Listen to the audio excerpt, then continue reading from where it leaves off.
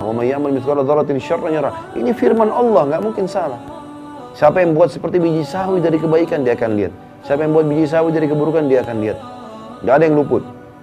Kalau ada bapak ibu yang terzalimi oleh orang di sini, nggak usah khawatir, kita ikhtiar. Nggak dapat, wallahi di akhirat kita dapat. Nggak ada ceritanya itu, nggak ada yang luput. Di mahkamah Allah, nggak ada ceritanya main-main.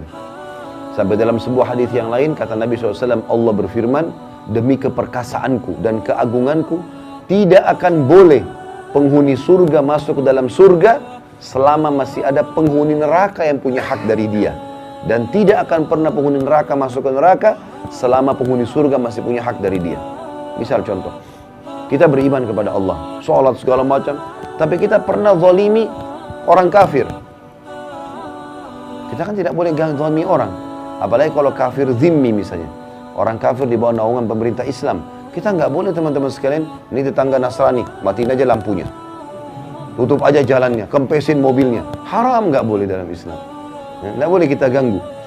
Sampai apalagi kalau sampai membunuhnya.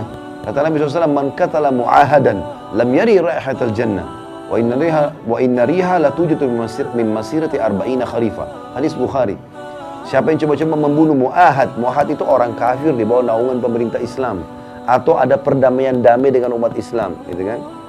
Maka dia tidak akan mencium bau surga, dan baunya tercium dari jarak 40 tahun.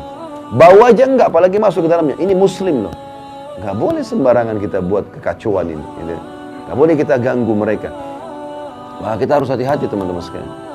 Yang boleh diperangi hanya kafir harbi. Siapa itu kafir harbi? Orang kafir yang pakai baju perang keluar di medan perang mau memerangi umat Islam. Nah itu kita perangi. Itu pun diperangi apa kata Nabi SAW? Jangan bunuh perempuan, jangan bunuh anak-anak, jangan bunuh orang tua, jangan bunuh orang menyerah. Kalau sudah lepas senjatanya jangan ganggu. Dan kalau kalian harus membunuh, bunuhlah dengan cara yang santun. Tusuk mati, selesai. Nggak ada mutilasi, potong kupingnya, cungkil matanya, nggak boleh. Nggak ada. Orang kalau nyerah lepas. Orang kalaupun dibunuh maka bunuh dengan cara yang baik. Nggak ada dalam Islam bakar. Wah apa segala, nggak bisa. Kalau ada orang Islam yang menggambarkan itu kebodohan mereka. Karena tidak paham hukum agamanya. Sampai kata Nabi SAW, tidak boleh membakar kecuali pemilik api. Allah Subhanahu Wa Taala, nggak boleh kita menyiksa orang dengan bakar. Contoh itu. Jadi Islam datang dengan luar biasa di sini, ya. Nggak boleh sembarangan. Nah kalau ada orang kafir kita pernah zalimi, misal bawahan kita orang kafir, udah deh nggak usah kasih gajinya kan kafir, misal. Atau ganggu orang atau apalah ya, yang tidak ada hubungannya sama kita, sama kita gitu. Tidak ada hubungannya dengan kesalahan orang lain di dia ya. Seperti kasus Myanmar, orang-orang Muslim banyak yang dibantai di sana. Apakah kita harus bunuh orang yang seagama yang membantu umat Islam di sini? Jawabannya tidak. Enggak boleh. Islam mengajarkan kita objektif. Yang dihukum yang melanggar di sana. Mau rame-rame ke Myanmar silakan. Indonesia jangan diganggu. Enggak ada hubungannya. Dan ini pernah terjadi subhanallah. Di zaman Sultan Muhammad Murad Al-Fatih yang terkenal, yang dapat julukan Al-Fatih, 25 tahun bisa menembus benteng Konstantinopel, bagian Eropanya Turki. Yang kata Nabi SAW kalian akan menembus benteng Konstantinopel, orang Islam gitu kan. Sebaik-baik pemimpin pada saat itu, sebaik-baik pasukan pada saat itu Muhammad bin Murad rahimahullah. Beliau berhasil. Muhammad bin Murad ini di masa kejayaan beliau, umat Islam dibantai oleh kaum Nasrani di Spanyol. Sampai ada dikenal dengan Mahkamah Taftish, ya. Habis semua kerajaan Islam di sana, dan bukan cuma itu, pada disiksa, dibakar, dipotong-potong. Kalau Bapak Ibu ketik di Google sejarah tentang bagaimana pengusiran umat Islam dari Spanyol, itu luar biasa gitu, ya. Dan sangat kesulitan, dan sampai sekarang teman-teman di Spanyol tahu tentang cerita itu tentunya. Ini teman-teman sekalian, pada saat itu terjadi, Sultan Muhammad Murad, khalifah yang kuat di Turki, dia keluarkan instruksi, semua Nasrani bunuh. Awalnya begitu.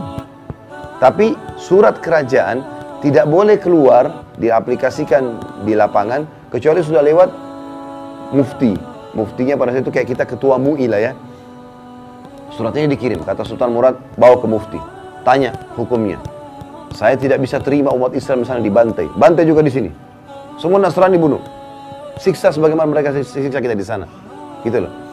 Waktu tiba di tangan mufti, muftinya datang ke khalifah langsung mengatakan, wahai Amir Mu'min, kita diperintahkan objektif dalam agama. Yang salah Nasrani yang di sana. Bukan Nasrani yang di sini. Nggak ada hubungannya dengan yang di sini. Di sini kita dakwai. Ini mirip dengan perilaku Nabi SAW waktu menghukum wanita yang meracuni beliau di perang Khaybar. Jadi Nabi SAW pernah dikasih racun oleh wanita. Nabi makan, tapi Nabi SAW tidak terlalu berpengaruh pada beliau itu. Tapi ada satu sahabat mati gara-gara itu. Waktu sahabat itu sakit, belum dihukum si wanita pemberi racun. Begitu efeknya ada, mati nih sahabat, maka dipanggil wanita tersebut lalu dipenggal lehernya. Dia sudah membunuh, maka hukumnya dibunuh. Gitu. Seperti itu. Jadi begitu luar biasanya objektifnya Islam. Apa kata Nabi SAW? Kita kembali ke hadis tadi yang saya sedang jelaskan. Kata Allah SWT, demi keperkasaan dan keagunganku tidak akan masuk surga penghuni surga selama ada penghuni neraka yang punya hak dari dia. Kalau orang kafir pernah kita zalimi, gak mau kasih gajinya, gak mau gini, gak mau bayar utang segala macam, kita sudah pasti masuk surga nih. Karena amal soleh kita misalnya banyak. Tidak masuk surga kecuali ini sudah selesai dulu. Apa masalahnya sama ini? Pernah utang gak bayar? Baik, nanti Allah akan menilai di akhirat. Utang itu berapa nilainya secara akhirat? Berapa kadar pahala kita? Misal harus 1000 pahala dikurangi 1000 pahala. Bukan dikasih kepada si kafir, karena gak ada gunanya bagi dia. Tapi Allah kurangi itu untuk mengurangi fasilitas kita di surga. Itu kerugian. Gitu kan? Dan kata Nabi SAW, Allah juga berfirman, dan tidak akan masuk penghuni neraka ke dalam neraka ya, sebelum selama masih ada ahli surga yang punya hak dari dia. Misal kita balik kasusnya, ada orang kafir misalnya zalim, karena ada orang Islam hidup di wilayah dia, kemudian dia zalim, diambillah haknya, tidak dikasih gajinya, apalah orang Islam ini dizalimi. Ini orang kafir, mati masuk neraka dia sebenarnya, tapi muslim tadi masih punya hak dari dia. Kata Nabi SAW, Allah bilang tidak akan masuk penghuni neraka selama masih ada penghuni surga punya hak dari dia. Ditangkan si kafir, apa kezalimannya? Misal dia zalim pernah tidak kasih gaji. Berapa kadarnya? Setelah akhirat, itu Allah lebih tahu hitung-hitungannya. 1000 misalnya. Maka ditambah 1000 pahala kepada si muslim untuk meninggikan derajatnya di surga. Si kafir nggak ada gunanya untuk diambil dari dia. Maka begitu luar biasanya hisab pada hari kiamat, saudaraku sekalian. Dan ini semua sekali lagi fakta yang akan kita lalui. Sebagaimana Bapak Ibu jalan tadi ke sini, sebagaimana kita dari bayi sampai sekarang kita lalui fenomena kehidupan ini, begitu juga di akhirat loh. Ada semuanya. Dan kehidupan abadi bagi seseorang muslim pada saat dia sampai di akhirat nanti.